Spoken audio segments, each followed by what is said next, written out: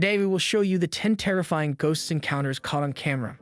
The internet has developed into a storehouse for innumerable reported sightings of eerie ghosts that have been caught on video in recent years. These movies frequently show creepy, translucent entities floating ominously across deserted areas or hiding in dark nooks. Some are chilled to the bone by the unmistakable feeling of extraterrestrial presence these recordings communicate, while detractors write many of them off as hoaxes or tricks of the light. Like this video so that more people will watch this video. Here we go. Number 10. William Hope's works.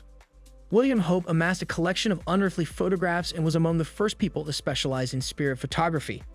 He even led and founded the Cruise Circle Spiritualist organization. Since several of Hope's ghost images turned out to be phony, many people thought he was a con artist overall. Still, Hope would provide us with some of the most famous images in the history of ghost hunting. It is said that the late father of the subject of the photo, Charles Tweedale, and his wife, is visible in the background. Mr. and Mrs. Gibson were purportedly reunited with their late son in a similar shot.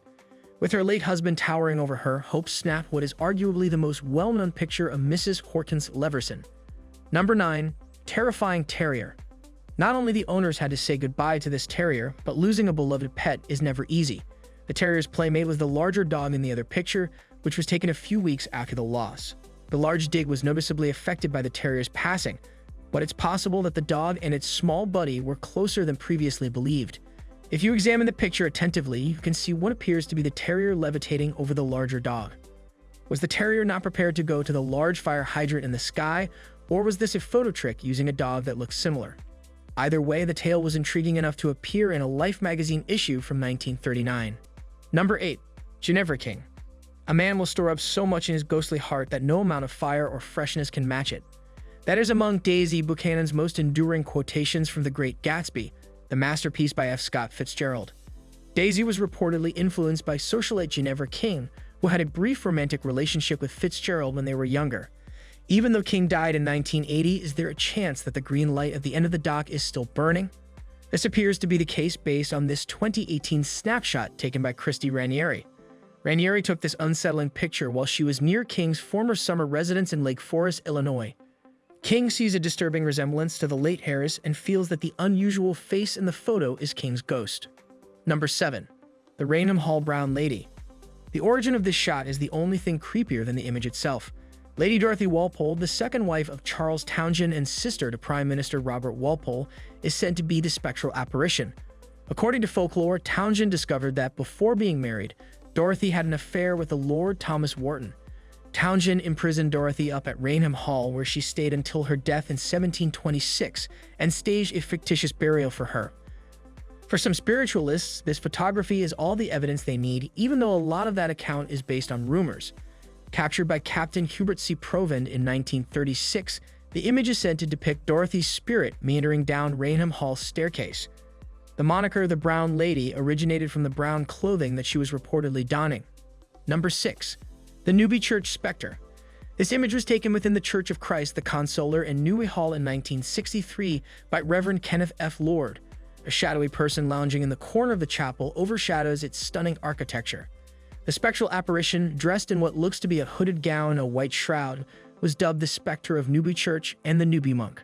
Some people think this is a 9-foot-tall monk from the 16th century, but others think it's just a dressed accomplice perched on a box. A few photography specialists would disagree, however. It has also been suggested that the figure is the result of double exposure, which is the process of superimposing multiple photos to make a single image. Number 5. Ellen Hamel. Everyone has heard the urban legend about the stranger in the backseat, and this terrifying image only serves to reinforce the need to constantly check your rearview mirror. Mabel Chinnery photographed her husband in 1959 when he was seated in the driver's seat of their vehicle. Ellen Hamel, Chinnery's mother, is purportedly visible in the backseat. The problem is that the picture was taken right after visiting Mrs. Hamel's cemetery. She had passed away a week previously. Furthermore, whenever Mr. Chinnery took Chinnery's mother on a drive, she enjoyed sitting in that same spot. Once more, the most obvious explanation for this supposed hitchhiking ghost may be double exposure. However, Parade magazine, which published the story, said that at least one picture expert thought it was real. It seems that you are still there, then go ahead and subscribe to our channel. Let's continue. Number 4. Freddy Jackson. This image of a squadron of the Royal Air Force may not appear unusual at first look, but it's unique for two reasons. Sir Victor Goddard, who fought in both World Wars, was the first to take it. Second, There is a claim that the spirit of air mechanic Freddy Jackson is visible in the distance. Jackson sadly perished in an airplane propeller accident 2 days before the photo's 1919 capture. People who were familiar with Freddy couldn't help but see how much he looked like the spectral face in the picture. Some people want to believe that Jackson participated in the group photo even though he was uninformed of his death. The true nature of the shot remains a mystery even after it was published in 1975. Number 3. Lord Combermere. The second Viscount Combermere was buried in 1891, but if this picture is any guide, Lord Combermere may not have attended his own funeral. Cybele Corbett, the sister-in-law of Lord Combermere, set up a camera at the Abbey Library and took an hour-long exposure just before the funeral. The funeral was being held in St. Margaret's Church, which was 4 miles away from Combermere Abbey. And phantom looking a lot like Lord Combermere was discovered sitting in his favorite chair when the picture was developed. Even though they were all supposedly at the funeral, the most reasonable explanation is that one of the staff members stayed behind and sat on the chair. Maybe Lord Combermere was resting for a little while before heading into the great beyond. Number 2. The Ghost of Amityville. 6 family members died in 1974, and Ronald DeFeo Jr. is notoriously to blame for their deaths. The Lutz family bought the DeFeo house 13 months after the killings, but they fled after 28 days because of what they claimed to be paranormal activity. All of this would serve as the inspiration for the novels and movies based on the Amityville horror. But is the house actually haunted? Ed and Lorraine Warren, whose names you may recall from the Conjuring films, are the ideal people to find out. A few weeks after the Lutz family left, the Warrens were exploring the house and came away with a picture of a tiny kid with brilliant eyes. Some people thought that this was the spirit of Ronald's brother, John Matthew DeFeo, who was 9 years old because there didn't seem to be any kids living in the house. Number 1. President Lincoln. Bill H. Mumler, who is regarded as the first spirit photographer, existed before William Hope. Mumler was a charlatan, but this picture would make his name immortalized in the annals of paranormal history. The phantom person Mumler depicts placing his hands on Mary Todd Lincoln's shoulders is purportedly President Abraham Lincoln, who was slain in 1865.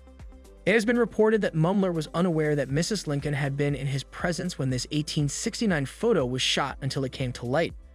According to a different account, Mumler took it in the 1870s and Mrs. Lincoln approached him under a false identity. Regarding the authenticity of the picture, only Honest Abe himself would be able to determine if it is real or not. We hope you liked the video. Share it with other people. Until next time, take care and stay safe.